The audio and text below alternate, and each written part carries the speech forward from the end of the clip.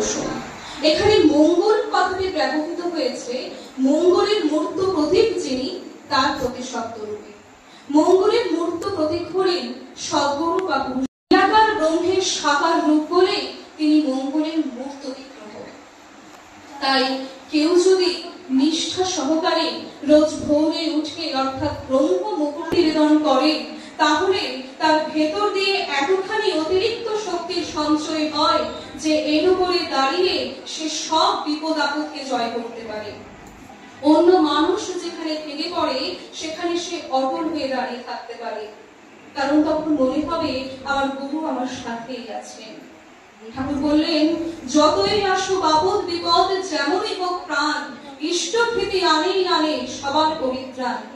ইষ্টভৃতি হলো আমাদের পাওয়ার। এই ইষ্টভৃতির জোরেই আমরা হাজারো কঠিন পরিস্থিতিকে জয় করতে পারি। তাই ঠাকুর বলেছেন, জীবন যদি যায় রে তোর, ইষ্টভৃতি ছাড়িস না, ধর্ম অর্থ কাম মোক্ষের ওই নিষ্ঠানা তুই ভুলিস না। প্রকৃতির নিয়ম অনুযায়ী আমাদের গতি নিম্নমুখী অর্থাৎ প্রবৃত্তিমুখী, অর্থাৎ কাম ক্রোধ লোভ মোহ মদ ও মাৎসর্য দ্বারা আমরা অভিভূত হয়ে থাকি। এই ষড়রিপুর বশ্যতায় আমরা জীবনের দুঃখ জ্বালা যন্ত্রণা ভোগ করে থাকি। প্রবৃত্তি বা ষড়রিপু হচ্ছে অনেকটা পাগলা ঘোড়ার মতো।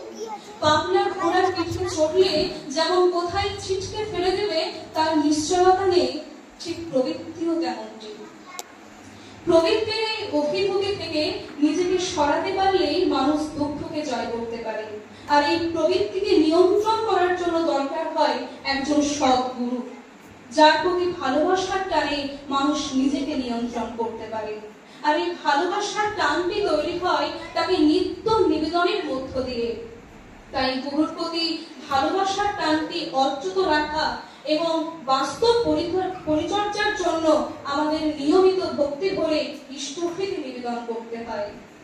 আগেকার যুগে মানুষ গুরুগৃহে শিক্ষা অর্জনের জন্য যেত।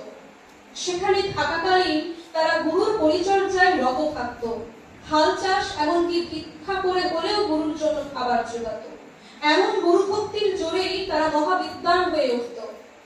তাই আমরাও যদি ঠাকুরকে গভীরভাবে ভালোবাসি, তার জন্য বাস্তবে কিছু করতে প্রাণপণ আনচান করে। তাই ভালোবাসার নিদর্শন স্বরূপ আমাদের এই ইষ্টভৃতি নিবেদন। নিয়মিত ভক্তি ভরে ইষ্টভৃতি নিবেদন করার ফলে আমাদের সেন্সরি নার্ভাস সিস্টেম অর্থাৎ বোধ প্রবাহী স্নায়ু এবং মোটর নার্ভাস সিস্টেম অর্থাৎ কর্ম প্রবোধী স্নায়ু কিন্তু ঠিকঠাক ভাবে কাজ করে। এই নিয়মিত ইষ্টভৃতি করার ফল সম্পর্কে একটি বাস্তব ঘটনা বলছি। ঠাকুর যখন পাবনা থেকে দেওঘরে যান, তখন তার অনেক ভক্ত সাথে যান। তো ঠাকুর একদিন এক ভক্তকে ডেকে একটি ঘর দেখিয়ে বললেন, তুই সারা রাত ওই ঘরে জল ঢেলে পরিষ্কার করবি, তারপরে সকাল হলে আমায় বলে তারপরে যাবি।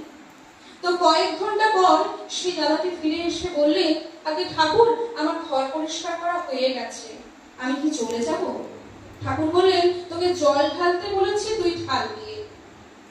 দাদাটি ঠাকুরের কথা মতো আবার সেই ঘর পরিষ্কারের কাজে লেগে পড়লেন। ওই দিন রাতে ঠাকুর আর ঘুমোচ্ছেন না। প্রায় শেষ রাতের দিকে ঠাকুর ঘুমোতে গেলেন। তখন দাদাটি ফিরে এসে দেখলেন যে ঠাকুর ঘরে ঘুমিয়ে পড়েছেন।